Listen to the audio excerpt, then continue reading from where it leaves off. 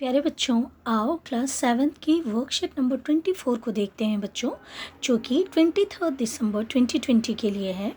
हम पढ़ रहे हैं बेटे, how digestion occurs in grass eating animals, कि कैसे ग्रास ईटिंग एनिमल्स जो हैं उनमें कैसे डाइजेशन होता है।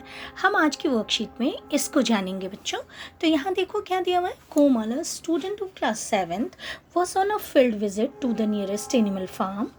She saw animals like buffaloes and cows were continuously chewing even they were taking rest.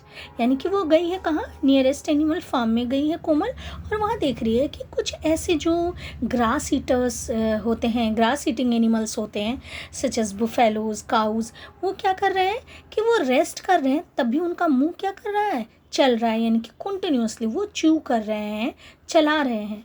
She got surprised and the next day she asked this from her teacher to explain during class.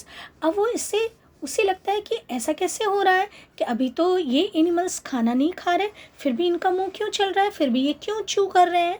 तो इसी question का वो जवाब अपने teacher से चाहती है, और हम भी इस वर्कशीट में जानेंगे कि क्यों जो ग्रास ईटिंग एनिमल्स होते हैं, कि क्यों जो वो फूड नहीं भी खा रहे होते हैं तो उनका मुंह चलता रहता है, कंटिन्यूसली वो चूइंग करते रहते हैं।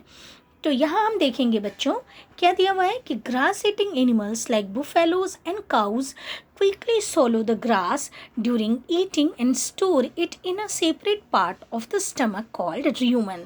अब यहाँ क्या दिया हुआ है कि जो ग्रास ईटिंग एनिमल्स होते हैं वो क्या करते हैं, क्विकली जल्दी जल्दी से ग्रास जो उन्हें खाने के लिए जो मिल रहा है उनको क्विकली जल्दी जल्दी से क्या करते हैं, मुंह में डालते हैं और सॉलो करते चले जाते हैं, गटकते चले जाते हैं, और वो जो ग्रास है उनको स्टमक के एक सेपरेट पाउच में स्टोर करके रखते हैं, जिसका कि नाम क्या है, रूमेन है। ये देखो आप फिगर में देख पा रहे हो बच्चों, ये जो ग्रीन वाला आप पोर्शन देख रहे हैं ये तो आप जानते हैं ये क्या, यहाँ माउथ से लिया इसने ग्रास, ये क्या हो जाएगा इसको इसोफेगस। इसोफेगस के बाद ये कहाँ आ रहा है, फूड जो स्टमक में आता है नॉर्मली, जो आपने ह्यूमन डाइजेस्टिव सिस्टम पढ़ा है, तो इसोफेगस के बाद कहाँ जाता है फूड, स्टमक में। तो ये स्टमक का ही एक पार्ट है रूमेन, जहाँ पर कि सबसे पहले क्या है, ये ग्रास आया है। उसके बाद क्या है, here the food gets partially digested and is called curd. अब यहाँ पर रूमेन में क्या होता है, फूड पार्शियली डाइजेस्ट ही हुआ है, पूरी तरह से डाइजेशन नहीं हुआ है। जैसे हम जानते हैं कि ह्यूमन में हमने क्या देखा था, स्टमक के बाद फूड कहाँ चला जाता है, स्मॉल इंटेस्टाइन में। ये है बेटे इसका स्मॉल इंटेस्टाइन, और आई है ये, और उसके बाद ये है लार्ज इंटेस्टाइन। उसके बाद ये वाला जो पार्ट आप देख रहे हैं पर्पल वाला, ये है इसका सीकम, अभी हम बाद में बात करते हैं इसके लिए। तो यहाँ है कि फूड रूमेन में क्या हुआ है, पार्शियली डाइजेस्टेड हुआ है, और उस फूड को जो पार्शियली डाइजेस्टेड फूड है उसको हम क्या कहते हैं, कर्ड कहते हैं। अब उसके बाद कहते हैं but later the curd returns to the mouth in small lumps and the animal chews it. अब ये जो कर्ड होता है वो फिर से क्या होता है, धीरे धीरे लम्स में पहुंचता है, फिर से कहाँ, फिर से माउथ में पहुंचता है रूमिनेंट के, यानी कि ये ग्रास ईटिंग एनिमल्स के, और यहाँ पर वो उसको कंटिन्यूसली च्यू करके और अच्छे से च्यू करके फिर से फूड को वो वापस भेजता है इसोफेगस के थ्रू स्टमक में, और फिर जैसे ह्यूमन में नॉर्मल डाइजेशन होता है उस तरीके से फिर डाइजेशन स्टमक से फिर होगा स्मॉल इंटेस्टाइन, फिर लार्ज इंटेस्टाइन, इस तरीके से डाइजेशन का प्रोसेस होता है।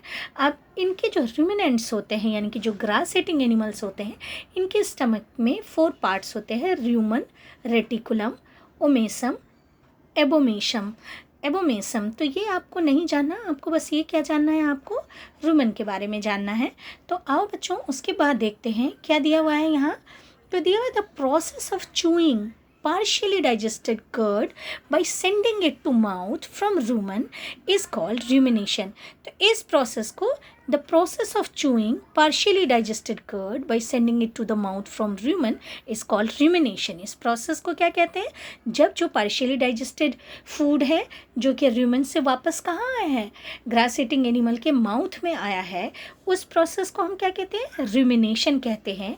और इसीलिए इस टाइप के एनिमल्स जो कि रूमिनेशन कर पाते हैं उनको हम क्या कहते हैं, रूमिनेंट्स कहते हैं। तो ये जो ग्रास ईटिंग एनिमल्स होते हैं नॉर्मली उन्हें हम क्या कहते हैं, रूमिनेंट्स कहते हैं। अब यहाँ दिया हुआ है the grass is rich in cellulose, a type of carbohydrate. Ruminants have a large sac like structure between the small intestine and large intestine. अब कह रहे हैं जो ग्रास होती है, जो ये रूमिनेंट्स खाते हैं, नॉर्मली क्या खाते हैं, ग्रास खाते हैं। और ग्रास क्या होता है, बहुत ज़्यादा ग्रास में होता है सेल्यूलोज, और सेल्यूलोज क्या है, एक टाइप का कार्बोहाइड्रेट है। अब ये जो कार्बोहाइड्रेट है वो एक सैक लाइक स्ट्रक्चर होता है रूमिनेंट्स की बॉडी में। अभी आपको जो दिखाया था मैंने सीकम, ये देखो यहाँ मैं आपको फिर से दिखा रही हूँ बच्चों। ये वाला जो पोर्शन है, ये जो पर्पल कलर का है, ये जो आप देख रहे हो पर्पल कलर का, ये है इसका सीकम। अब ये कहाँ है, इसी सीकम, ये वाला जो पोर्शन आप देख रहे हैं ये है इसका caecum.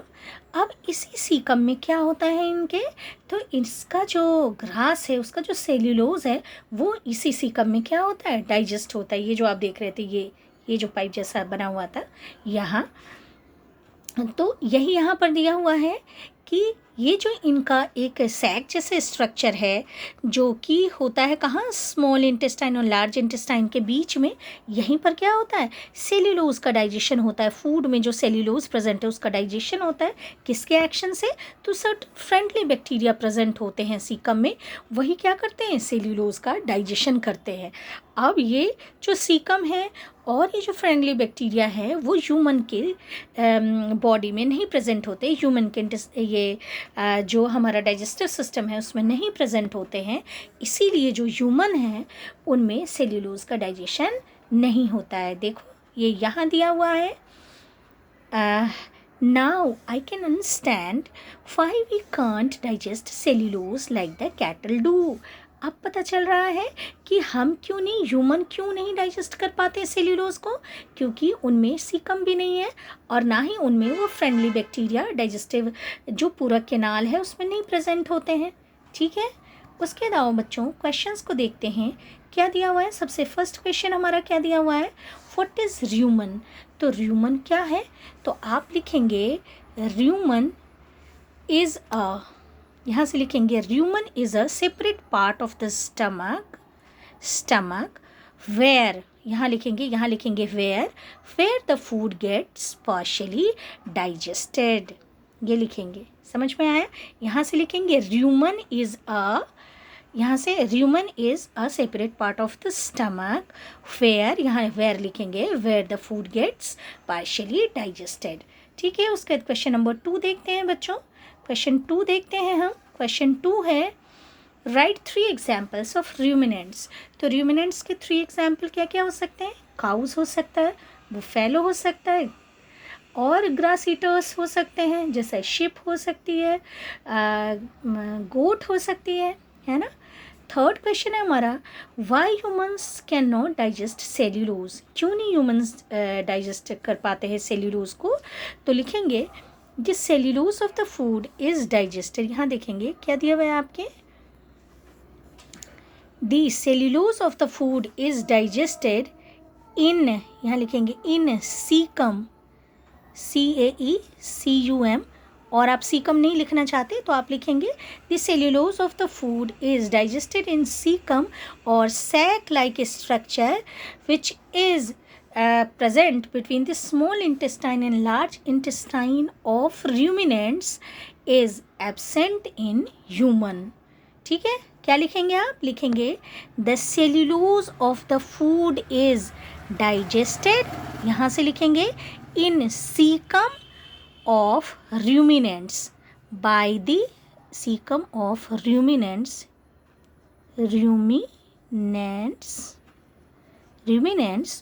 by the action of certain bacteria which are not present in humans। ठीक है, so human cannot digest cellulose। Question number 4 देखते हैं, फिलअप से हैं। द ग्रास इज रेचिन, क्या होगा, cellulose, a type of carbohydrate, the animal which can do rumination are called ruminants। तो ये बोल्ड से जो लिखा हुआ है ये होगा पहले वाले ब्लैंक में, सेकेंड वाले ब्लैंक में, थर्ड वाले ब्लैंक में। तो इस तरीके से बच्चों आपकी वर्कशीट ख़त्म होती है।